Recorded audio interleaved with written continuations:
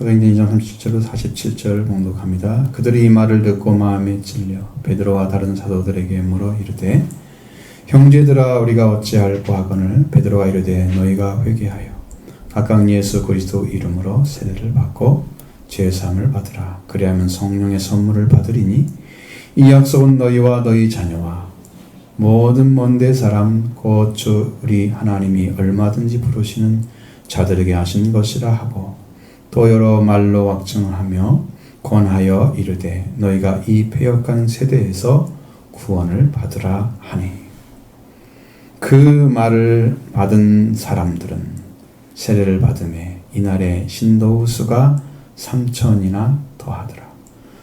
그들이 사도의 가르침을 받아 서로 교제하며 떡을 떼며 오로지 기도하기를 힘쓰니라. 사람마다 두려워하는데 사도들로 말미암아 기사와 표적이 많이 나타나니 믿는 사람이 다 함께 있어 모든 물건을 서로 통용하고 또 재산과 소유를 팔아 각 사람의 필요를 따라 나누어 주며 날마다 마음을 같이하여 성전에 모이기를 힘쓰고 집에서 떡을 떼며 기쁨과 순전한 마음으로 음식을 먹고 하나님을 찬미하며 또 온 백성에게 칭송을 받으니 주께서 구원받는 사람을 날마다 더하게 하시니라. 아멘. 요한 사도와 베드로와 요한 사도가 서서 외친 말씀, 그 말씀을 들은 자들, 그들은 이 말씀을 듣고 마음에 찔렸다 그랬어요. 여기에 모였던 120명의 무리 외에 여러분 거기에 어떤 사람이 있겠어요? 경건한 유대인들, 15곳 지역에서 온 경건한 유대인들이 거기에 있었습니다. 그들이죠. 그들이 베드로와 요한 사도가 전한 말씀을 받았을 때 마음에 찔렸다.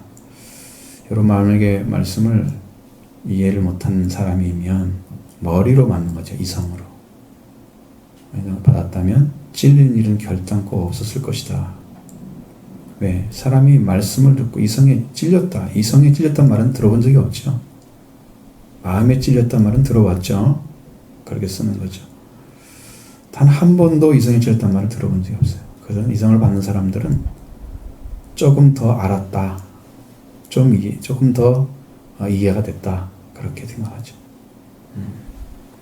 그러니까 성경을 정보로 받아들이는 거예요. 그래서 이성적으로 알고 있는 거예요. 그러면 마음에 들어가지 않으면 어떻게 될까? 머리만 커지는 거지, 머리만. 말만 잘하는 거지. 심령에 들어가야 의지로 들어가서 말씀이 변화를 일으키는데 심령에 들어가지 않으면 바로 딱 걸려가지고 이성에서 끝나고 생각은 뭐 좀 정리가 될지 모르지만 마음의 문제가 안 나기 때문에 회개가 안 일어나요. 그래서 묻지를 않는 거예요. 어떻게 회개해야 돼요? 회개의 길이 뭐예요? 그렇다면 밭에 대해서 여러분이 한 가지도 준비가 안 되면 큰일이잖아요. 이성으로만 잔뜩 가르쳐 놓고 마음에 찔리지 않아서 한마디도 구원을 어떻게 했냐 물어보지도 않고 이렇게 살아가면 어떻게 해요? 제일 걱정이 그거예요. 자, 마음에 찔리는 것은 반드시 말씀이 이성으로 이해를 해서 들어가긴 하지만 거기에 그치지 않고 마음에 들어갔다. 마음으로 받았다. 그래서 그런 현상이 벌어진 거예요. 자, 여러분의 심령의 말씀이 마음에 들어오면 여러분이 움직이기 시작합니다. 그 어떤 움직임도 시작돼요. 내가 이제 기도를 해야 될 것 같아. 이렇게 생각하는 것도 있고요. 뭔가 내가 찾아야 할 것 같은 생각이 딱 들기도 하고 막 그래요. 더 강력하게 오면 이 말씀대로 구해서 내가 받아야 되겠어. 은혜 받아내야 되겠어. 이렇게 움직여. 견딜 수가 없는 거죠. 그대로 갈 수가 없습니다. 근데 이제 마음으로 받은 사람들의 특징은 말씀을 사모하는 사람들입니다. 말씀을. 이성으로 말하는 사람들은 신앙을 이성으로 생각하고 그냥 받아들인 말씀에 사모함도 없이. 그래서 마음에 안 들어가기 때문에 마음이 개발이 안 돼서 예수님을 닮은 마음이 안 생겨. 성령도 못 받아. 회개가 안 이루어지니까. 신앙이 다 똑같은 거야. 머리로는 알겠는데 마음은 자기 마음이 준비가 안 된 거야. 밭을 안 갈고 무슨 씨를 뿌려달라 그래. 응? 밭을 갈아야 씨가 뿌려질 거 아니에요. 회개하지도 않고 어떻게 말씀이 들어가. 회개한 밭만 좋은 땅이에요. 성령에서. 나머지는 전부 회개하지 않은 방이에요. 그렇지? 그리고 말씀이 마음에 들어오면 여러분들 안에 있는 신앙의 양심을 말씀이 터치하기 시작합니다. 그 말씀이 여러분의 심령 안에서 들어서 딱 터치하기 시작하면 그때부터 마음이 찔리기 시작하는 거예요. 말씀이 칼처럼. 찌르는 건 칼이잖아요. 아니면 창이겠죠? 칼입니다. 포크는 아니죠. 그런 걸로 찌르는 건 아니죠. 말씀으로 찌르는 거죠. 말씀이 칼로. 성령의 검. 하나님의 말씀. 내가 죄인인데 죄인이라는 사실을 잘 알지 못해서 인식이 잘 안 돼 있는데 내 신앙 양심에 말씀이 들어와서 그걸 딱 알려주는 거야. 너는 죄인이야. 말씀이 터치했죠? 그래서 형제들아 우리가 어찌할꼬 그렇게 묻는 거예요. 말씀이 들어오지 않게 되면, 마음에 들어오지 않게 되면 죄인이란 사실을 고백할 수가 없었던 거예요. 이제 말씀이 마음에 들어오니까 그것을 알 수가 있었어요. 도움을 요청하는 거예요. 자, 37절을 같이 읽겠습니다. 그들이 이 말을 듣고 마음에 찔려 베드로와 다른 사도들에게 물어 이르되 형제들아 우리가 어찌할꼬 하거늘. 아멘. 베드로와 이런 사도의 소개를 들은 청중들은 그들의 마음에 찔린 것은 사도들이 전한 말씀입니다. 자, 오늘 본문에는 그들이 이 말을 이란 말이 없고요. 그냥 듣고 마음에 찔려 이렇게 되어 있습니다. 근데 유출을 해보면 다른 데 다 가져오면 이게 다 형성이 될 수 있습니다. 이 단어가. 듣고 마음에 찔려 베드로와 다른 사도에게 말하여 내 형제들아 무엇을 해야 합니까? 이거예요. 무엇을 해야 합니까? 어떻게 해야 합니까? 방법을 얘기하는 게 아니에요. 무엇을 해야 합니까? 성령으로 주시는 말씀이 경건한 유대인들 심령에 들어갔을 때 그들은 이제 마음에 찔려 베드로와 다른 사도들에게 물었던 것입니다. 경건한 유대인들이었어요. 아무나 와서 이렇게 은혜 받는 게 아니고 성령 받는 말씀 받는 게 아니죠. 경건한 유대인들. 앞에 이미 전제되어 있어요. 여러분 타지에서 7.7절을 지키려고 자기 나라까지 왔단 말이에요. 보통 신앙인들이에요. 절기 지키려고 왔단 말이에요. 그 나라 보면 우리나라 보면 또 옛날에 우리가 추석이 있으면은 또 거기 가고 뭐 그렇게 생각하면 또 그런 또 개념이 될 수 있지만 여기는 나라 안에서 온 게 아니고 타국에서 온 거란 말이에요. 응? 배를 타고 혹은 얼마나 며칠 동안 걸었는지 모르지만 걸어서 아니면 나귀를 타고 그렇게 왔을 거 아니에요. 그러니까 그들의 마음은 얼마나 준비가 잘 돼 있어요. 그래서 경건한 유대인들이라고 말을 한 거죠. 그렇게 준비가 돼 있어야 돼요. 그래야 마음이 찔리는 거죠. 말씀을 듣고 아무나 찔리면 여러분 오자마자 다 구원받는 사람이 넘쳐나게 해요? 그런 일은 벌어지지 않습니다. 밭도 안 갈았는데 씨를 뿌렸더니 열매가 금방 맺었어요? 세상에 그런 밭이 있으면 나를 좀 주세요.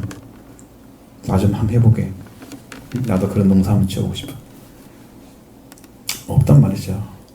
마음에 찔린 것은 말씀을 들은 자들의 반응이었습니다. 그들은 그 다음에 무엇을 해야 하는지에 대해서 찾고 있었다 하는 거예요. 마음에 찔린 것은 양심, 신앙 양심에 찔린 거예요.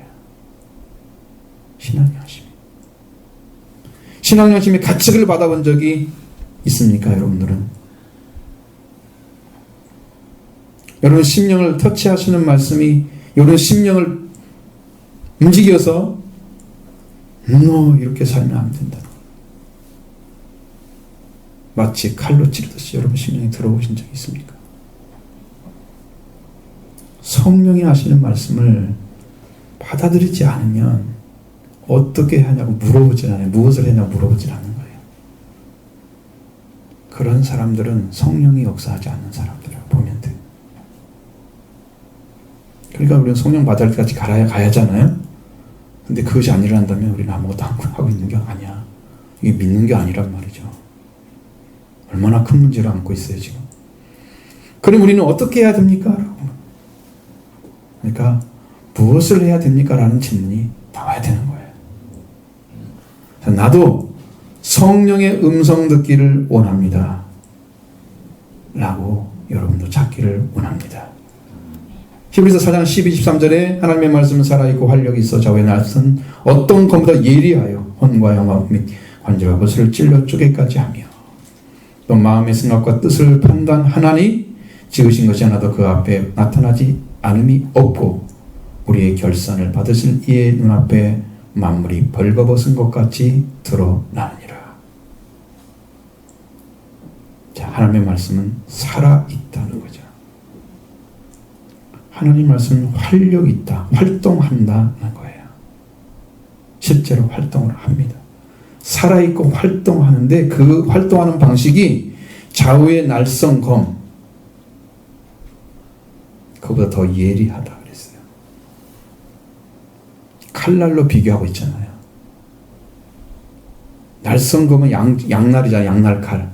이렇게 쓸어도 되고 이렇게 쓸어도 되고 다 걸려요. 한쪽만 쓰는 게 아니고 보통 한쪽으로 쓰는 게 검이잖아요. 쫙 만들어가지고 양쪽으로 다 써있어.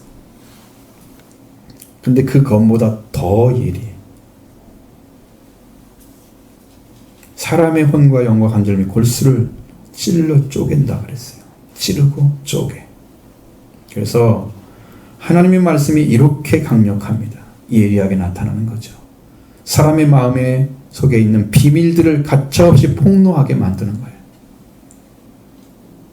자기 안에 지금 말씀이 찔려서 폭로가 되면 내가 견딜 수가 없는 거예요. 근데 이것이 찔리는 일이 안 생기니까 견뎌가는 거지. 그냥 적당한 정도로 찔리기를 원합니다. 말씀에 찔리는 사람이 되기를 원합니다.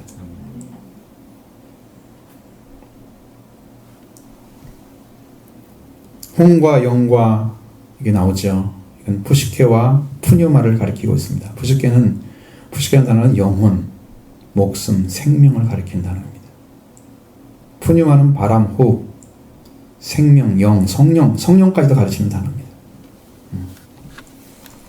그래서 여러분 목숨이란 말도 쓰기도 그렇고, 그래서 영혼이란 말도 쓰기도 그렇고, 그래서 여기는 혼이라고만 썼어요.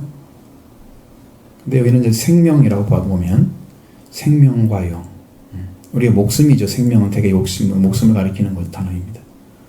그러니까 여러분이 숨을 쉬고 살아가는 내 자신, 그 내 영적인 나, 관절과 골수를 찔러 쪼갠다. 이것은 우리 뼈 마디, 그 다음에 그 안에 있는 뼈 속에 들어있는 것까지 다 찌른다. 그럼 여러분 숨겨지고 가장 많이 깊이 숨겨지는 것이 뼈 속에 있는 것들이에요. 찾아내기 힘들죠. 어떻게 해야 돼요? 다 갈라내도 다 안 나오죠. 여러분 다른 살에 있는 것들은 다 찾아내면 나오잖아요. 살에 들어있는 것들은. 근데 뼈는 나와요? 그러니까 뼛속까지 그것이다 그러면 그건 진짜 골수인 거예요. 골수. 분자인 거죠. 근데 그렇게 숨겨져 있는 모든 사실까지 성령께서 말씀으로 오셔서 예리하게 찔러 쪼개버린다. 마음의 생각들이 다 드러나는 거죠. 근데 이런 걸 안 받으면 수술이 안 이루어져. 영적 수술이 안 이루어지면 여러분 심령이 변화가 안 되는 거죠. 성령의 수술받기 원합니다.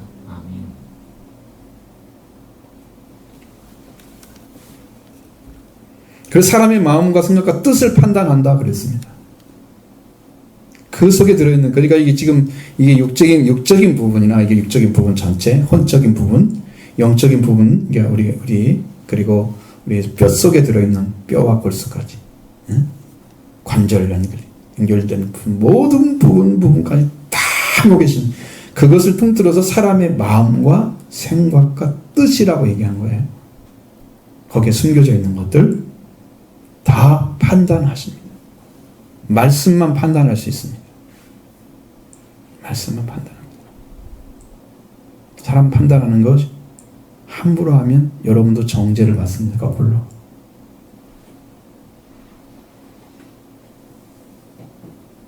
왜? 영적인 위치는 잘 모르고 자기가 생각하는 모습대로 막 비판하고, 예수님한테도 막 그렇게 하잖아요. 사람들이 판단하고 있잖아요. 막 귀신이 들렸네, 자기들이 보는 대로 말을 해버리잖아요. 미쳤다 그러고. 그런 말 하면 자기가 정죄받습니다. 이 3분법으로 나누는 게 아니에요. 이게 여기 뭐 말하고자 하는 것들은 인간의 인격 전체를 하고자 하는 수사학적 표현이 이렇게 쓰는 거예요. 혼과 영과 간절까지 쩔죠. 그런 것들이 하나님 말씀 살아의 관력이 있어서 사람의 혼, 정신적인 부분, 그러니까 영, 관절과 골수는 사람의 내면 어디까지 들어가냐면 잠재의식까지 다 들어가는 거예요. 잠재된 의식까지 다 들춰내는 능력이 말씀 안에 있다는 거예요. 여러분 말씀이 마음에 들어와야 되겠죠? 어떤 일이 벌어지든 간에 말씀이 들어와야지 일이 벌어져요. 말씀이 들려와야 일이 벌어져요. 그 사람의 인격의 가장 깊은까지 통찰을 할 수 있는 하나님의 말씀이에요. 근데 그걸 갖다가 딱 된단 말이죠. 그럼 사람이 그 말씀을 받는 순종 여부에 따라서 안식과 진노가 결정돼요. 말씀을 주었는데 말씀에 순종하는 심령, 맞아요, 하나님 내가 잘못했어요, 용서해달라고 그렇게 하면 주님께서 안식을 허락해 주시고, 말씀을 가르쳐 줬는데 버텨가는 거예요. 끝까지 자기 생각으로. 진노를 쌓는 거예요. 그 사람들은 진리를 대적하는 사람이에요. 가르쳐 주는데도 안 순종하는. 여러분, 성경은 영원한 생명도 주시지만 영원한 멸망도 있다는 거 아셔야 돼요. 받는다고 다 좋은 게 아니에요. 얼마큼 들었냐? 13절에 지으신 것이 하나도 그가 없이 그 앞에 나타나지 않음이 없고 우리로 결산을 받으실 이의 눈앞에 만물이 벌거벗은 것 같이 드러나느니라. 우리 때문에 우리 하나님의 말씀이 들어오면 우리는 반드시 이렇게 자신이 다 드러나게 되고 자신이 밝혀지면서 스스로를 회개하지 않을 수 없게 만들어요. 반드시 회개하게 되어 있어요. 말씀이 들어오면. 그래서 말씀을 사모하시라고. 경건한 삶을 사시란 말이죠. 그렇게 해서 여러분들도 준비되면 말씀이 칼날처럼 들어올 때에 여러분도 마음에 찔려지게 될 것입니다. 회개가 이루어질 줄로 믿습니다. 구원을 요청하게 됩니다. 그때 하나님의 말씀이 여러분 내려와서 여러분의 영적인 부분을 다 해결해 줄 줄로 믿습니다. 성령이 함께 하실 줄로 믿습니다. 그래서 우리 자신에게 있는 영적인 문제, 구원의 문제를 해결하기 위해서 내 내면 속에서 물어보는 거예요. 형제들아, 우리가 무엇을 해야 하나? 형제들아, 우리가 무엇을 해야 합니까? 그들은 베드로와 열한 사도에게 그렇게 물었던 거예요. 그랬을 때 베드로가 대답을 합니다. 38절 봅니다. 베드로가 이르되 너희가 회개하여 각각 예수 그리스도의 이름으로 세례를 받고 죄사함을 받으라. 그리하면 성령의 선물을 받으리니. 아멘. 회개, 먼저 메타노이아가 되라고 그랬습니다. 회개를 해야 된다. 지금 말씀이 들려왔죠? 그러면 깨닫고 돌아오는, 그래서 그것을 주님께 가져오는, 나의 영적인 문제를 주님께 가져오는, 거기까지 들어오는 것까지가 회개예요. 물론 죄성을 가진 회개가 또 있습니다만 그것은 이제 우리가 계속 해야 될 문제고, 진짜 드려야 할 회개는 바로 그 부분인데, 그렇게 해서 여러분 회개가 이루어지는 메타노이아, 늦게 깨닫고 돌아오다 뜻입니다. 여러분 여기 포도원 비유 중에서 첫째 아들과 둘째 아들에게 아버지 명령하는 말씀이 나오잖아요. 첫째 아들은 아들아 이렇게 해서 포도원에 가서 일하라 그러니까 예 하겠습니다. 그리고 와서 안 갔죠. 둘째 아들은 똑같이 얘기해 주니까 아니요. 실소이다. 그랬습니다. 아예 거절을 했어요. 그리고 나서 나중에 갔습니다. 그것이 회개라는 거죠. 나중에 아버지의 명령이 옳은 걸 알고 내가 순종해야 할 대상인 걸 알고 돌이켜서 포도원에 들어가는 것이 그게 회개입니다. 처음부터 예라고 하는 사람은 거의 없습니다. 그 사람은 거짓말할 가능성이 굉장히 큽니다. 체면 굉장히 좋아하는 사람이에요. 체면 좋아하는 사람들 앞에서는 예하고 뒤에서는 노하고 그러잖아요. 분명히 그래요. 안 돌보죠. 말씀이 들은 것에 대해서.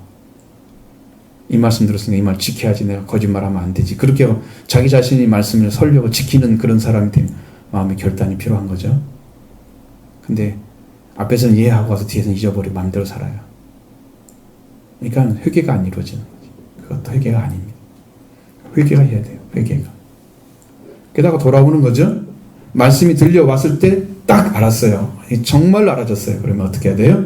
그 순간에 내가 마음을 돌이키는 거예요. 주님을 향해서. 그래서 각각 예수 그리스도의 이름으로 세례를 받고 그랬잖아요. 예수 그리스도 돌아오는 걸 얘기하는 거예요. 예수 그리스도 돌아오는 거. 하나님 중심으로 돌아오는 거. 악으로부터 떠나는 것입니다. 회개는 하나님의 선물입니다.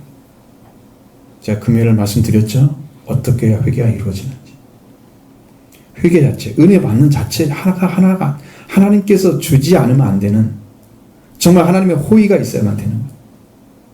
그러니까 그렇게 하려면 내가 그분을 향해서 중심이 정확하게 열려져 있어야 돼요.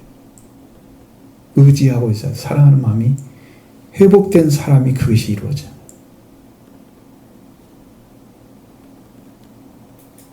자, 그러려니까 할 일이 많죠. 회개.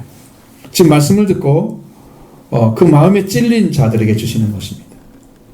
그런 중심이 세워지는 사람. 그들은 한 사람 한 사람이 예수 그리스도의 이름으로 세례를 받고 죄사함을 받는 것이죠. 예수 그리스도의 이름, 예수 그리스도로 말미암아 세례를 받음으로 이제 죄사함으로 들어가는 거죠. 그리하면 성령의 선물을 주시리니. 주시니까 우리는 받는 거죠. 우리 입장에서는 받는 것이. 성령의 선물이나 성령을 선물이나 똑같은 말입니다. 제가 오늘 왔을 땐 다르게 성령의 선물, 성령에 속한 선물이 따로 있나 보다 그랬지. 근데 원어로도 똑같이 성령의 선물이라고 나와 있어요. 그러니까 이게 속격이 돼 있거든요. 그렇지만 그 말씀을 딱 봤을 때 성령을 받는 걸 말해요. 성령 받는 거예요. 거기까지 들어가는 거예요. 속죄가 와야 성령이 오시는 거예요. 거기까지 가라는 거죠. 회개를 이루어서. 성경이 말하는 전부 동일합니다. 회개를 통해서 성령 받는 게 하나님의 뜻이기도 하고. 그거 안 가면 여러분 믿는 거 아니에요. 교회 다니는 거 아니에요. 그것은 그냥 예배당 왔다 갔다 하는 거야. 신앙생활 하는 거 아니야. 그거. 내가 교회가 아닌데 교회를 왜 다녀? 교회는 사람을 가리키는 거잖아요. 예배당 왔다 갔다 하는 거죠. 교회가 돼야잖아요. 내가 교회를 다니셔야 됩니다. 교회를, 여러분의 교회가 한 사람 한 사람이 소속된 곳에서 여러분 모여지고 흩어지고 모여지고 흩어지고, 그게 교회예요. 흩어지는 교회, 모이는 교회. 그러니까 여러분 예배당 왔다 갔다 하는 거지. 회개가 돌아오는 과정은 예수 그리스도의 세례와 죄의 용서를 받는 것입니다. 그 결과 성령의 선물을 받습니다. 이렇게 돌아오라고 그들에게 베드로가 외친 거예요. 회개에서 성령의 선물을 받는 것까지를 선포해 줬습니다. 그걸 오늘 우리에게도 주시는 거예요. 동일하게. 우리가 마땅히 걸어야 할 영적인 길입니다. 회개하는 것으로부터 시작해서 성령 받는 것. 이것이 가장 중요한 신앙의 본질을 찾아내는 거예요. 이 시작이 있어야 성령의 선물을 받습니다. 할렐루야. 이 말씀을 통해서 주신 약속은 활짝 열린 문과 같이 모든 자들 향해서 다 열어져 있습니다.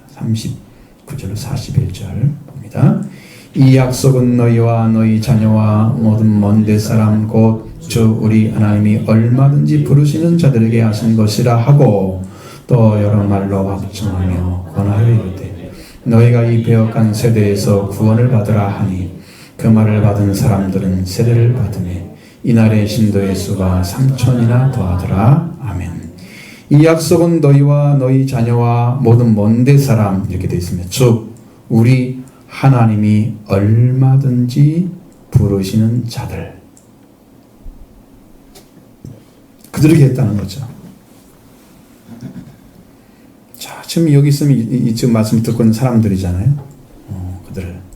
그리고 먼데 사람이 누구냐? 주 우리 하나님이 얼마든지 부르시는 자들. 말씀을 들었던 자들과 듣지 못한 자들까지도 다 약속의 범위가 넓혀져 있다는 거죠. 그것은 하나님의 부르심에 합당한 들어가 있는 거고 지금 말씀을 듣는 자는 너희와 너희 자녀들이에요. 말씀을 지금 듣고 있는 사람과 듣지 않고 있는 자들 그들을 향해서도 약속은 열려져 있다. 약속의 범위가 하나님이 부르시는 것에 맞춰져 있습니다. 여러분이 전도를 하는 것도 여러분이 하나님의 음성을 대신해서 던지는 거예요. 내 말하고 있는 건 아니죠. 내가 충심을 다해서 주님이 내 안에 계시면 내가 말하는 것 같지만 그 음성이 주님의 음성으로 들리면 사람이 움직여요. 근데 이제 내가 열심을 내가지고 내가 한다 그러면 이제 내 말이 들리겠지, 그 사람에게. 그게 구분되는 것은 보통 어려운 건 아니지만 그러나 하나님이 부르시는 자들은 그 음성이 들려와야 됩니다. 부름이니까. 약속을 받고 구원 얻는 길은 열어놓으셨지만 그것을 받는 자들은 부르시는 이 하나님이 얼마든지 부르시는 자들이 받는 약속이기 때문에 지금 여러분들이 교회에 오셔서 약속의 말씀을 지금 받고 있죠. 여러분이 주신 겁니다. 이 약속을 여러분도 회개를 시작해서 성령 받는 데까지 나아가는 것이 오늘 곧 구원을 얻는 길임을 말씀하고 있습니다. 진실하게 그걸 구하시기를 바랍니다. 다른 길이 없이 예수님을 통해서 열어놓은 길만 있음을 알고 달려가시기 바랍니다. 분명하게 다른 길은 없습니다. 구원 얻을 만한 다른 이름을 주신 일이 없습니다. 천하에 구원받으려는 이름이 없다는 거예요. 의지해봤자 다 헛것이죠. 그래서 여러분이 말씀드린 것처럼 하나님의 뜻대로 행하는 자야 천국에 들어가리라 하신 말씀과 같이 하나님의 뜻은 회개하고 성령 받는 것입니다. 이 38절의 말씀과 똑같죠? 네, 똑같습니다. 이 38절의 말씀이 바로 그거예요.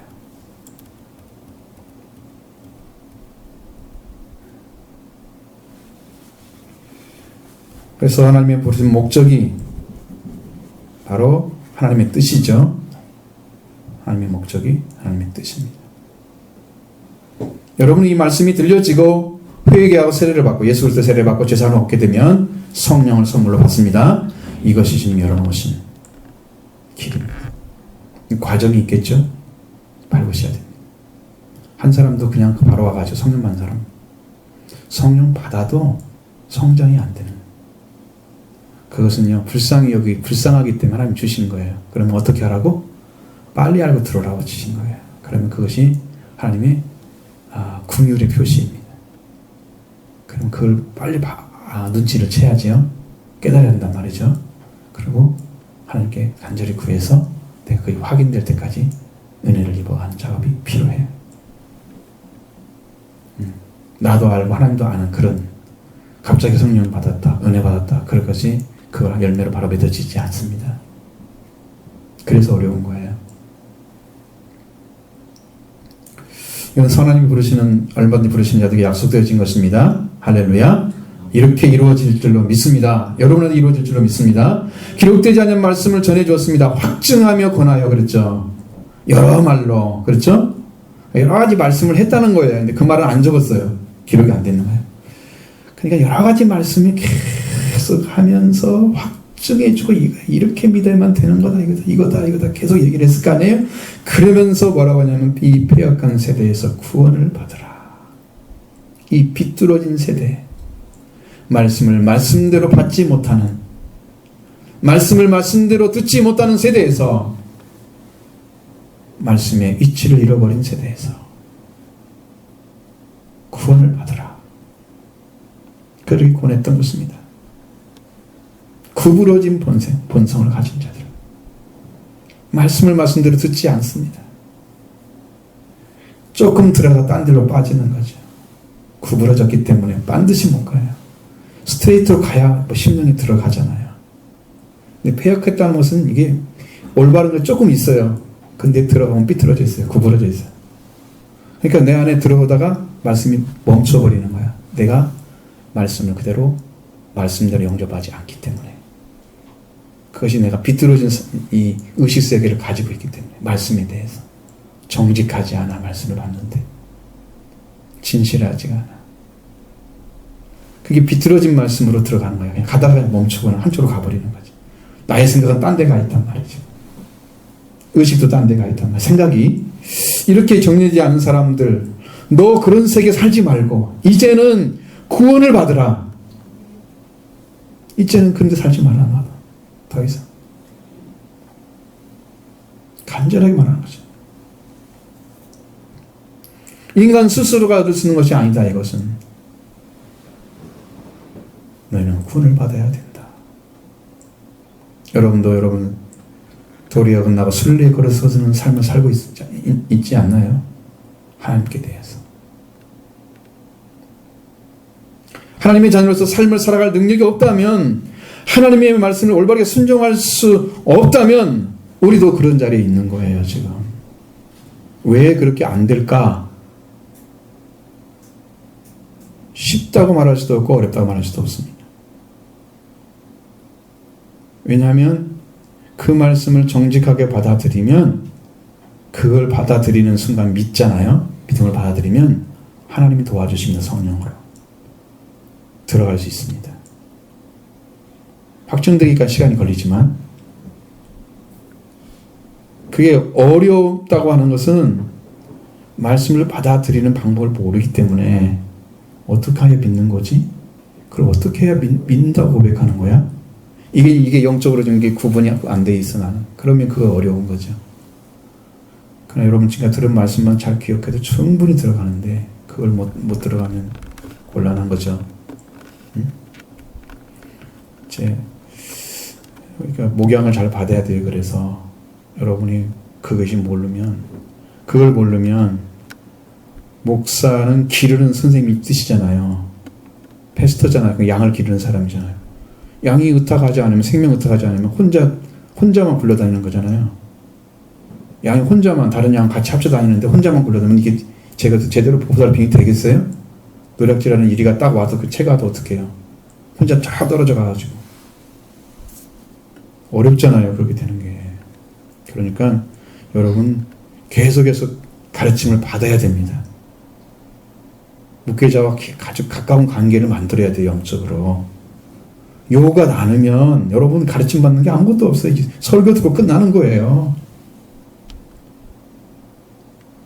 그걸로 다 정리됩니까?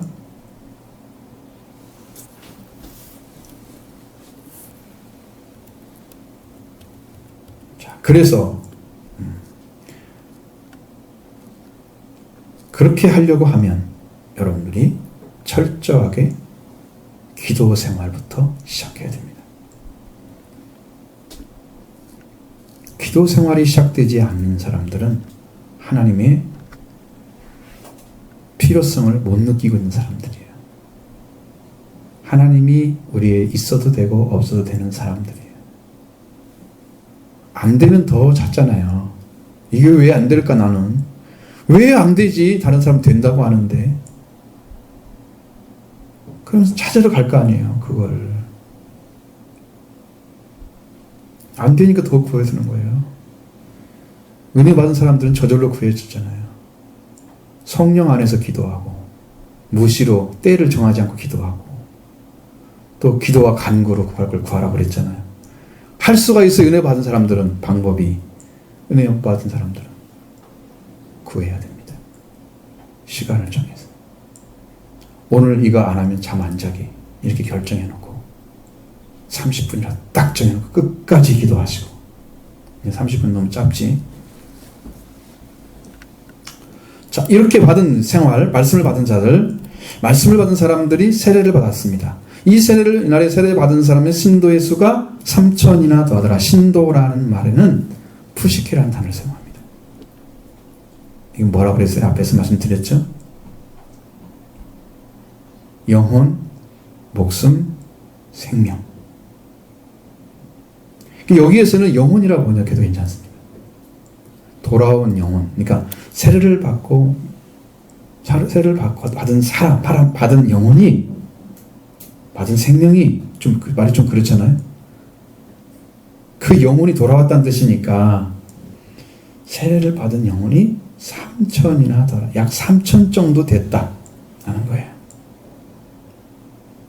3,000 정도가 들어왔습니다. 더해졌다. 믿는 무리가 더해졌다. 그래서 믿는 무리라는 말을 쓰기 때문에 신도란 말을 쓰는 거예요. 믿는 무리가 더해졌다. 그렇게 쓰는 거예요. 영혼이란 말이 써야 정확한데, 이 말씀을 갖고 돌아온 영혼이 3,000이나 더했다. 이제 그들은 사도의 가르침을 받아서 교제에 빵을 떼며 오로지 기도에 힘썼다라는 것입니다. 42절 봅니다. 그들이 사도의 가르침을 받아 서로 교제하고 떡을 떼며 오로지 기도하기를 힘쓰니라. 아멘. 이렇게 돌아온 영혼들은 사도들의 가르침을 받았습니다. 사도의 가르침은 절대 구원받는 자들이기 때문에 초대교회 성도들은 오직 복음 안에서 사랑과 교제를 나누는 삶을 살아가기 시작한 거예요. 구원에 대한 얘기, 구원 밖의 얘기는 하지 않습니다. 사도권에는 완전한 말씀만 전합니다. 지금 여러분 서신서들은 다 사도들이 거의 다 쓴 거예요. 그죠? 거기에 뭐 다른 얘기 하던가요? 세상 얘기 안 하죠? 오직 구원에 대한 얘기만 하잖아요. 교회에 대한 얘기 하죠. 올바른 길만 알려주죠. 그때 사랑과 교제가 이루어졌는데, 이 교제란 단어가 코이노니아입니다.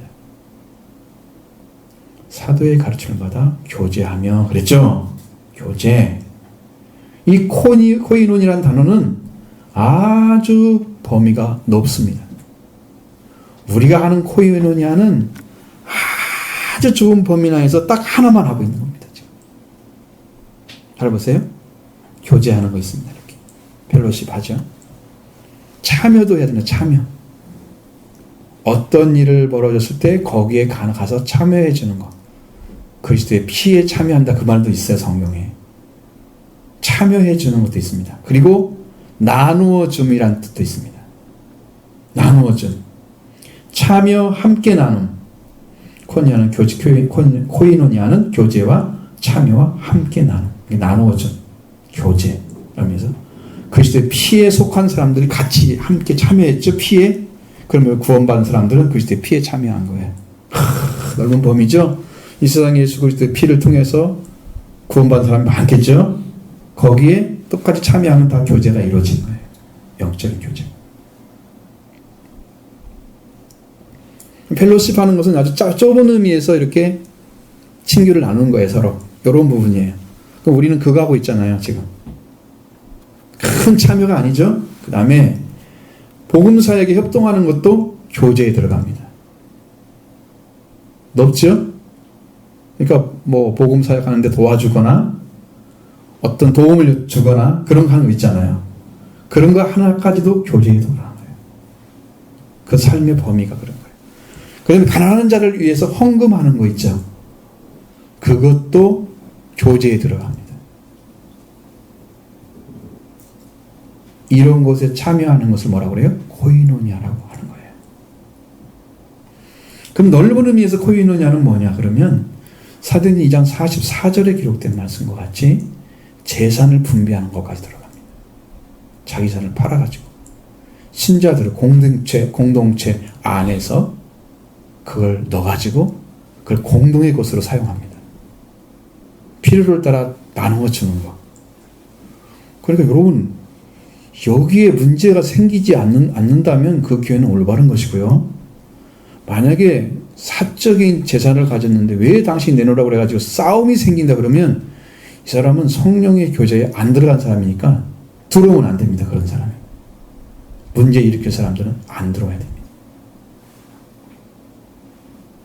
아직 그런 준비가 안 돼 있는데 억지로 자산 빼다가 남은 나눠준 것처럼 되잖아요. 착복한 것처럼 보이잖아요. 다른 사람 보이면. 그런 일이 벌어졌다면 초대교회 이걸 하겠어요?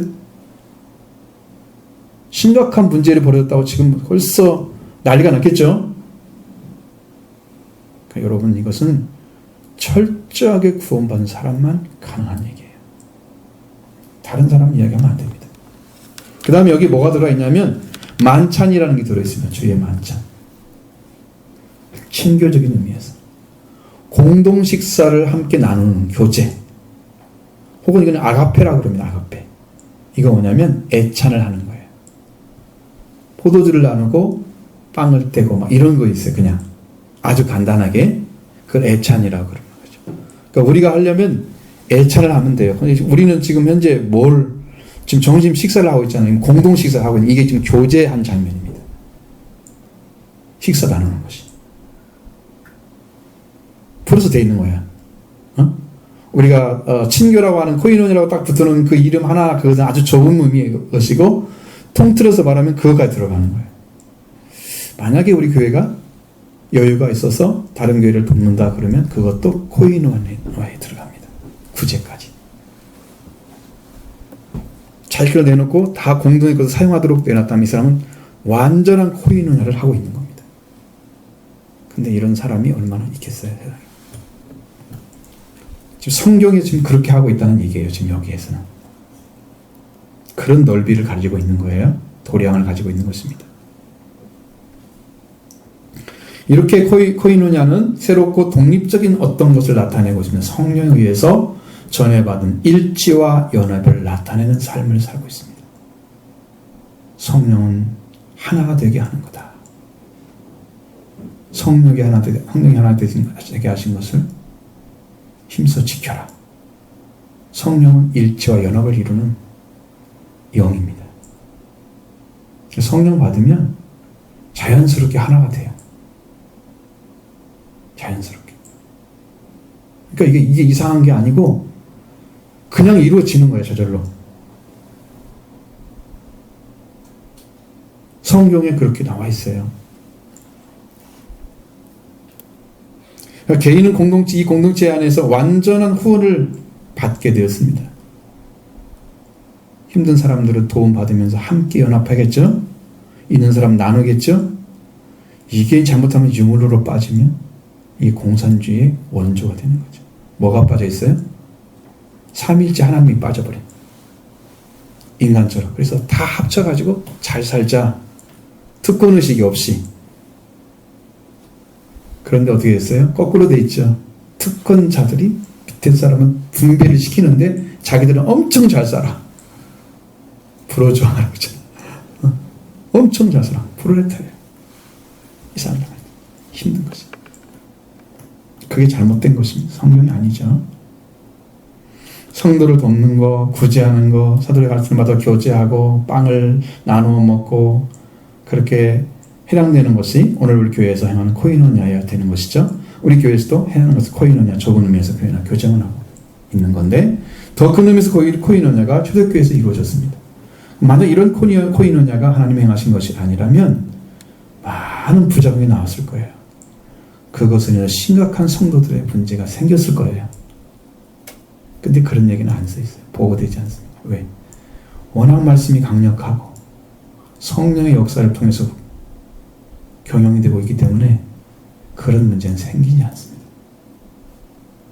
성령 밖의 사람들이 그 일을 하는 거예요. 그런 문제를 제기하는 거죠. 그리고 참여하지 않으면서 문제만 제기하는. 도움이 안 되는 거죠. 자, 그렇습니다. 이게 지금 이단들 가운데 파생되는 것보다 더 심각했을 거예요. 그렇게 되면 이단들도 재산 다 뺏고 가정 파괴시키고 그렇게 해도 사람들이 그거 따라가야 게 진짜인 줄 알고. 뭐 때문에 그래요? 복음을 모르기 때문에. 말씀으로 받는 회개가 뭔지 모르고 구원을 모르기 때문에 그런 일이 벌어져요. 그러나 이런 문제가 전혀 발생하지 않았다는 것은 성령 안에서 이루어졌기 때문이고, 나중에 보면 6장이 넘어가는 게 나옵니다. 소외당하는 헬라인 때문에 사도들이 제안을 하는 거죠. 구절에 잘 안 되기 때문에. 이 문제, 이게 교재에 들어가 있죠. 코인원에 들어가 있죠.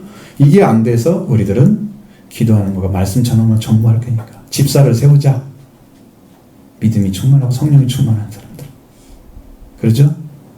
그래서 7 집사를 세우는 모습이 나오죠. 7 일꾼을 세웠습니다. 거기에. 그들이 그 일을 행하도록 했습니다. 주석께서는 교제의 빵을 떼었지만 더 중요한 일은 우리 기도에 힘썼다는 것이죠. 원회에서는 기도하기를 계속 기도하기를 굳게 하고 있었다. 그래요. 있었고요. 해왔고요. 지금도 계속하고 있다는 거죠. 이건 미완료예요.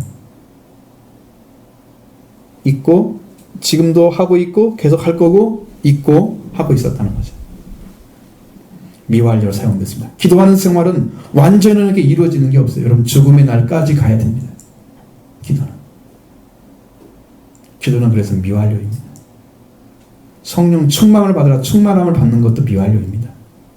우리가 죽음에 이를 때까지 받아야 되고요. 성령 충만 받고 천국에 들어가야 됩니다. 우리 영혼이. 단순하게 해야 될 일입니다. 그것은 계산하면 안 됩니다.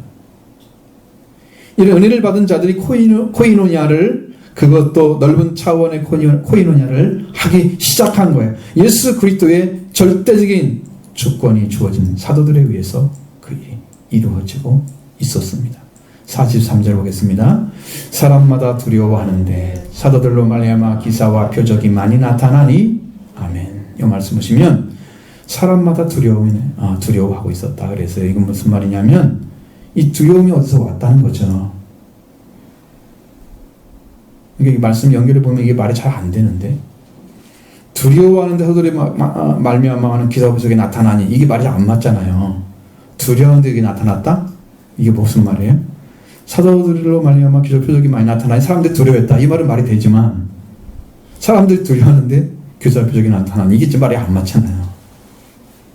바뀐 거지 문장이. 근데 바뀐 게 아닙니다. 이게 맞는 거예요. 뭐냐면은 이 말씀에는 구원을 받을 때에 느끼는 두려움입니다. 두려움을 받는 거죠. 아, 이 말씀을 받으니까 사람들이 막 구원받는 게 보여. 어떻게 이게 일어날까 막 그 두려움이 찾아왔어. 진짜 그 구원이 막 이루어지고 믿는 사람들 이 자리에서 여러분 그 일이 벌어지면 사람들이 두려워해. 그 느낌은 공포의 두려움이 아니야. 너무 좋은데 두려운 거야. 내가 조심해야 돼. 내가 지금 삼가서 삶을 살아야 돼. 그런 마음이 준비가 되는 거죠. 그 가운데 사도들로 말미암아 기사와 표적이 많이 나타났다. 말씀하고 있습니다. 기사를 나타내는 테라스라는 단어 말씀드렸잖아요. 지난주에. 기사와 표적이 많이 나타났습니다. 이 테라스는 놀라운 일, 기적, 기사로 번역을 했습니다. 이 단어는 두려움과 공포를 자아냅니다. 왜?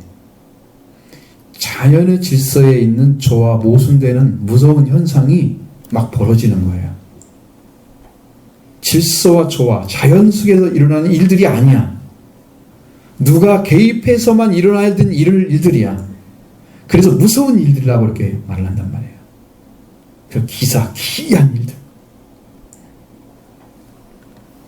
그래서 지난주에는 전조란 말로 표현됐다고 말씀드렸습니다. 여기에서는 기사, 기이한 일, 기밀한 일을 가르쳐줍니다. 사람들이 알 수 없는, 이해할 수 없는. 왜 이런 일을 하지? 이런 생각할 수 있는 그런 일들이 벌어지고 있는 거죠. 예수 그리스도가 바다를 걸으시고 그다음에 바다를 잔잔하게 하시고 병든 자가 금방 그 자리에서 낫고 더러운 영들이 쫓겨나고 막 이런 일이 벌어지면 사람들이 깜짝 놀라잖아요. 그 병자를 고치는 그 기사, 기이한 일이. 그 성경에 기적이란 말도 다 사용하기도 하고. 또 표적이라는 단어는 세메이온입니다. 이건 세메이아라고 되어 있습니다. 표적들이라고 되어 있죠. 계시적 도구적 성격을 가지고 있습니다. 선교 사역을 할 때, 말씀을 증거할 때 이런 일이 벌어져야만 돼요. 사람들이 오 정말 뭐가 있네.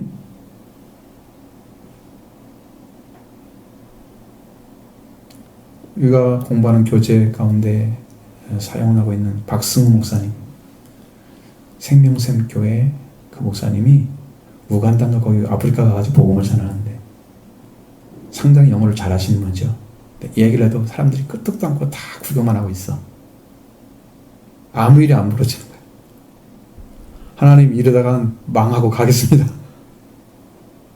도와주셔야 됩니다. 근데 마치 병든 자가 온 거야. 하나님 이때입니다. 아셨죠? 하고 기도를 하는데 병자가 나은 거야. 눈이 깜짝 뜨이잖아요, 여러분들이. 오, 여기 뭐가 있네? 그때부터 말씀 듣기 시작하는 거예요. 선교 사역 때 그게 매우 중요한 겁니다. 길이 열어주는 거예요, 말씀 듣는데. 그런 일이 열어져. 표적을 나타내셨을 거예요. 하나님께서. 근데 기사와 표적은 항상 따라다니는 같은 단어로 연결되어 있어요. 기사와 표적. 이 사인이 온 겁니다. 하나님께서 표시를 드러냈어요. 자기가 이 사람 하나님의 사람이라는 걸 증거하는 표시가 드러났어요. 기사와 표적 하나님께 보여주는 기적. 이를 드러내는 단어가 달라서 이 두 단어가 마치 한 단어처럼 사용되고 있습니다. 성격이 다르겠지만 구약에서도 모세도 기사와 표적을 일으켰다고 말씀하고 있습니다. 사도행 7장에 38절에 그 말씀이 또 기록돼요. 하나님과 함께 일하고 있는 하나님께서 함께 임하시고 있는 선지자임을 나타내는 기적, 기사와 표적 이렇게 나타나고 있습니다. 사도로 이런 기사와 표적이 나타나는 것은 하나님께서 받은 예수를 들고 그분이 오셔서 행하신 것이죠. 예수님이 성령으로 오셨죠. 그분이 성령의 권능을 사도를 통해서 행하신 거예요. 그러니까 그들이 막 드러나는 일들이 너무 놀라운 거예요. 그 하나님께서 함께하고 있다는 걸, 함께 그 능력을 행하고 있다는 사실을 그 일이 벌어지면 사람들이 잘 알게 되는 거죠. 여기는 구원만 이루는 게 아니야. 이런 기사가 필요하다. 더 고려움 두려움이 없겠죠. 그것은 우리가 정말 하나님을 믿고 의지해야 된다. 삼가야 된다. 경건한 삶을 살아야 된다. 교제의 삶을 살아야 된다. 이걸 알겠죠? 이런 마음이 저절로 생기는 거예요. 그런 일이 벌어지고 있었다는 거죠. 자, 이런 기사와 표적이 많이 나타나니까 믿는 사람들이 다 함께 서로를 위해서 살아가는 거룩하고 사랑 회복한 삶을 이제 그들이 구현해내고 있습니다. 44절부터 47절 상반절까지 보겠습니다.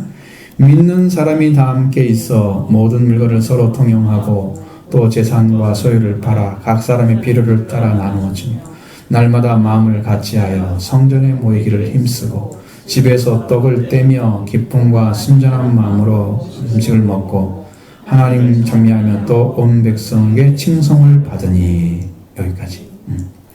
믿는 자들이 다 가까이 왔다 그거예요. 지금 다 함께 있었다는 말은 가까이 왔다. 여러분 뭐 어떤 교회는 그 옛날에 그냥 장석교회인가 거기 가보니까 석계역 옆에 있는 교회인가 그 교회가 지하가 예배당이 있더라고요. 크게. 보니까 딱 들어갔을 때 매천석 같은 느낌이 딱 들었어요. 지하에 어떻게 그렇게 교회를 짓는지 몰라요. 놀라울 정도죠. 그 얘기 설교를 들었는데 성도들이 이 교회 가까이 이사를 온대. 이 교회를 다니려고. 정말 그런 일이 벌어지고 있더라고요. 그 대부분의 교회들은 다 그래요. 지금 제대로 되는 교회들은요, 성도들이 다 이사를 옵니다. 이 교회를 섬겨야 돼. 이게 믿는 자들이 여기서도 함께 가까이 왔다는 거예요. 그럼 다 함께 있다는 말은 집이 하나밖에 없는데 그 안에 다 차 있다는 뜻이 아니에요. 응? 가까이 근처에 와 있다 그런 말이죠. 형제 자매들, 믿음의 형제 자매들이 함께 있는 것, 공동체적인 삶을 살아가서 형성해 가는 것, 그런 것을 말하고 있는 거예요. 그래서 그들의 삶이 믿음의 형제 자매 중심으로 삶이 옮겨졌다는 것을 알 수 있습니다. 그전에 새롭게 되고 세상에 살았던 사람들이 이제 구원의 은총을 입고 그들의 삶이 믿는 자 중심으로 이 공동체의 삶이 시작됐다는 걸 보여줍니다. 그것은 무슨 말이냐면 삶의 의미가 바꿔졌다는 거죠. 사도의 가르침과 하나님과 성경과 가정과 믿음의 성도들 중심으로 하는 그런 사고로 다 바뀐 거예요. 예전에는 밖에 살았다면 이제는 안으로 들어 사는 삶을 사는 거예요. 그런 삶의 가장 중요한 것은 중요한 일은 그렇게 살다 보니까 뭐가 필요해요? 물건이 필요하잖아요. 서로에게 필요한 것들이 있죠. 이것이 서로 통용됐다 하는 것입니다. 통용한다는 말은 우리말의 뜻이고요. 원어의 의미는 공동의 것으로 사용했다. 그렇게 되어 있습니다. 너도 필요하면 쓰고 나도 필요하면 쓰고 그렇게. 내 거야 이런 의미가 아니고요. 내가 가져왔으니까 이제 내 것 됐어. 그런 의미도 아니고요. 써서 남았으면 또 같이 나눠 쓰고 이렇게 그렇게 공동의 것으로 말하는 거예요. 통용했다는 의미로 말하는 거죠. 그래서 이러한 삶의 영적인 형제자매에 대한 삶이 그들에게 이루어지기 시작하면 모든 물건을 공동으로 소유했다. 서로의 필요를 채워주는 것이죠. 지금처럼 사회주의 되고 확실하게 된 이런 상태에서 이런 일을 하라고 하면 아마 다 소송 걸고 난리 날 거래요. 아니면 나 이 교회 떠날 거야. 이렇게 잘 먹고 잘 살아. 이럴 거예요. 이거 안 되려면 어떻게 해야 돼요? 여기에 성령 충만한 말씀을 받아야 됩니다. 그러면 그게 이루어져요. 그 사람은 불평불만이 없어요. 그게 기쁨이 된 거예요. 어떻게 맨날 찬미하고 어떻게 날마다 성전에 모이고 어느 날마다 교제하고 이게 어떻게 이루어져요? 기쁨도 하나도 없는데 이루어져요? 성령이 역사하니까 말씀으로 살아있는 신앙이 회복되니까 같이 살고 싶은 거지. 좋은 거지. 그래서 같이 가는 거예요. 행복한 것입니다. 이것이 결코 어떤 부작용을 만들어내는 것이 아닙니다. 단 한마디 그게 없습니다. 코이노니아에 속하는 것에 대해 자신의 재산도 포함되어 있다는 것을 말씀드립니다. 교제라고 하는 단어의 코이노니아, 펠로십, 파티서페이션이라는 것입니다. 그건 참여라는 뜻이죠. 임파테이션이라고 있습니다. 이건 나누어 줌이라는 말입니다. 나누어 줌. 이 단어 세 가지. 그래서 파티서페이션 같은 참여라는 거거나 임파테이션 같은 이런 단어. 이건 이게 지금 세 가지 단어로 나와 있어요. 펠로십과 함께. 자, 이런 의미가 들어 있는데 이 나누어 줌이 바로 재산을 나누어 주는 걸 가르쳐 주는 거예요. 나누어 준 것. 재산과 소유를 팔아서 각 사람의 필요를 따라서 나누어 주었다. 그랬습니다. 재산은 부동산을 가리키는 것입니다. 여러분 집 팔아야 된대요. 교회 다니겠어요? 빨리 등기 가져와. 교회 다니겠어요? 오늘부로 이 교회 끝입니다. 안녕하고 할 겁니다. 대부분 사람들이. 뭐 그런 교회가 다 있어? 소유는요, 동산이 아닙니다. 동산이면 팔 필요가 없잖아요. 근데 다 팔았다는 것은 소유를 가리키는 것은 물건들을 가리킵니다. 만약에 필요하지 않는 물건이 있거나 좀 과용해 쓸 수 있는 물건이 있으면 다 내놓는 거예요. 그걸 팔아가지고 돈으로 만들든지 아니면 쓸모있는 사람이 주든지 그래가지고 다 쓰게 하는 거예요. 재산과 소유를 다 팔아서 각 사람의 필요를 다 나눠준 것까지 다 교제에 들어간다. 코이노니아에 들어가는 것입니다. 날마다 같이 하여 성전에 모이기를 힘썼다 그랬어요. 모이기를 힘쓰는 것이야말로 교제의 가장 기초적인 것입니다. 모이기가 잘 띄어져야 그 다음에 일도 이루어져요. 모이라 그러면 몇 명 안 오고 그냥 나머지는 다 놀고 있고 그러면요, 김 샜어요. 그건 풍선이 바람 빠졌어요. 그거 필요 없는 거예요. 못해요. 그 교회는 희망이 없어요. 아니 자기 참여할 인원들이 뭐 자기 마음대로 하는데 그게 무슨 희망이 있어요, 그 교회가? 그러니까 작아지면 작을수록 더 잘 모여야 됩니다. 근데 개성이 너무 뚜렷해가지고 우리 교회는 그게 잘 안 돼. 지 마음대로야. 오라면 오고 그럼 가라면 가야지. 사도의 권위가 없어서 그런 거야 지금. 명령을 내리면 들어야 됩니다. 안 들으면 나중에 자기가 못 들었던 거, 순종을 못한 거 이런 것 때문에 영적인 성장이 안 되고 구원도 안 이루어지면요, 자기가 책임져야 됩니다. 가르침 줄 때 따라와서 배워야죠. 나중에 후회 없이를 바랍니다. 여러분, 편한 게 중요한 게 아니에요. 자기 영혼이 문제인데, 내가 일부에게 말씀드린 것처럼 우리 시간 계속 흘러가면 어디로 가요? 하나님을 믿는 사람은 하나님께 가겠죠? 구원 안 받은 사람은 어디로 가요? 그럼 어떻게 할 거야, 그건? 구원 안 받고 그냥 갈 거예요? 나는 두렵습니다, 그거. 그래서 나는 좀 안심된 게, 나는 그 구원을 받았기 때문에 좀 안심이 되지만, 구원 못 받은 사람은 너무 가슴이 아파요. 목회자의 마음을 조금만 안다면 여러분들이 절대로 자기 마음대로 하지 않습니다. 거기에 주님을 사랑하는 마음이 있다면 목회자 마음을 헤아리죠. 주님을 사랑하는 마음이 없으면 헤아리도 않습니다. 그냥 내 형편에 따라서 내 마음대로 그냥 적당히. 신앙은 자유야, 뭐 그러면서. 성경에는 자유라고 써 있지 않아요. 방종이 그거냐, 방종. 말씀에 따르지 않는 방종이에요. 근데 마음대로 살아도 되는 것처럼 현대의 교회가 그렇게 돼 있단 말이에요, 형태가. 우리 교회는 그게 없어지면 좋겠습니다.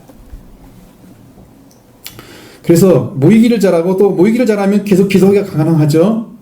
집에서 빵을 떼겠죠. 빵을 잘랐다고 써 있습니다, 성경에는. 여기는 빵을 떼며 그랬지만 원어를 보면 잘랐다. 여러분, 빵은 어떻게 해요? 원래는 떼어 먹는 거 맞죠? 떡은요, 떼어 먹지 않잖아요. 대부분 다 잘라서 먹잖아요. 우리 먹는 것이 좀 다르죠. 쌀 종류는 잘 안 떨어지기 때문에 잘라야 되고요. 빵 종류는 잘 떨어지기 때문에 떼어야 됩니다. 그래서 우리 말해서 떡을 떼며, 빵을 떼며, 이게 맞아. 떡을 떼면 안 맞아. 이건 반드시 영어로는 브레드니까 걱정 안 해도 됩니다. 우리 한국말로만 떡을 뗀다 그랬지. 이건 애찬을 했다는 거죠. 모여기를 받아 같이 나눠 먹고 이렇게 한 거죠. 성도들은 모여서 집에서 모이고 빵을 잘랐다 해서 마치 가족과 같은 개념이죠. 영적인 형제들이기 때문에 같이 그렇게 합니다. 여러분, 같이 자주 모여야 돼요. 우리 집에 와 놀러와, 은혜를 나누게. 이런 일 잘하는 사람들은 지금 교제, 코인연이아를 제대로 이해를 한 사람이에요.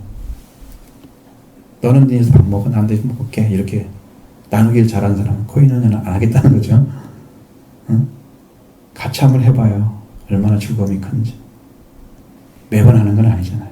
그렇죠? 형제들이 특별한 마음으로 집에서 순전한 마음 빵을 잘랐고요. 그들은 교제는 거의 대부분 생활에서 대부분의 생활에서 다 일어나고 있습니다. 불릴듯 일어난 초대교회의 이러한 모습은 성령으로 이끌어져 성도 사도들의 가르침, 더불어 기도하는 생활이 철저했기 때문에 그런 생활이 가능해진 거예요. 그래서 교회에 모이고 자기 재산과 소유를 나누는 교제를 계속했고, 기쁨과 순전한 마음으로 음식을 나누어 먹고 철저하게 믿음으로 성령 안에서 교제가 이루어지고 있었던 것입니다. 진실하고 순결한 마음으로 음식을 나누는 것입니다. 이런 일들이 항상 이루어져야 된다는 거예요. 우리가 그런 마음을 가지고 있어요. 근데 형제자매 마음을 가집니다. 영적인 형제잖아요, 우리는요. 얼마나 가까워요. 사실 따지고 보면 천국에서 영원히 살 텐데. 저 안 따라올 거예요? 얼마나 가까운 존재야. 영원히 산다니까, 옆에서. 영혼이란 말 단어가 너무나 크니까 잘 이해를 안 돼. 이 땅에 사는 건 아니고 영원히 산다. 얼마나 아름다운 일이에요. 그래서 그들은 하나님을 찬미했다 그랬어요. 찬송하고 기도하는 삶이 계속됐다는 뜻입니다. 이 생활은 얼마나 아름답고 귀한 심령들이 가치를 무대 두고 살아야 하는지를 보여주는 생활입니다.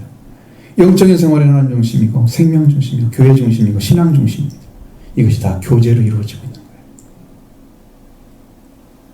하나님을 찬송하고 기도하며 온 백성에게 칭송을 받았다. 사람들이 호의를 가졌다는 거죠. 사람들이 저런 삶이 너무 아름답다. 이게 믿는 사람이 보는 눈은 아닌 것 같고요. 사람들은 뜻이 여기서 믿는 자들이 보니 그것이 아니잖아요. 사람들이 그렇게 보였다. 매우 좋게 생각해주는, 칭송을 받다는 의미가 후이라는 말로 매우 좋게 생각해주는 마음을 가지고 있었다. 그 옆에 사람들이. 신앙생활을 주님께서, 이런 생활을 주님께서 보신 거예요. 그렇게 하니 그 다음에 어떻게 됐습니까? 그렇게 하니까, 자, 근데 여러분 여기서 잘 이해를 잘못하면 큰일입니다. 이런 생활이 이루어지고 있었죠? 주님께서 그걸 보신 거예요. 이런 교회 생활을 하는 걸 통해서 교회에서는 구원받는 사람을 날마다 더했다. 자, 47절 하반절 보겠습니다. 주께서 구원받는 사람을 날마다 더하게 하시니라. 아멘. 43절부터 47절에 보면 한 문맥으로 되어 있는데, 뭐 그것이 뭡니까? 다 이렇게 하고 하니 이런 말들은 다 미완료였어요. 계속 진행되고 있었다는 얘기였어요. 끝이 안 나고. 이루어지는 상태예요. 지금 이루어지는 상태야. 미완료는 끝이 난 게 아니야. 완전하게. 그렇게 되니까 사람들이 호의를 가졌죠. 획기적으로 새로운 성도들이 많이 왔다? 라는 말이 아닙니다. 구원받는 사람을 날마다 더하게 하셨던 것이죠. 구원받는 사람이 더해진 거예요. 여러분, 믿는 사람이 더해진 게 아니란 말이에요.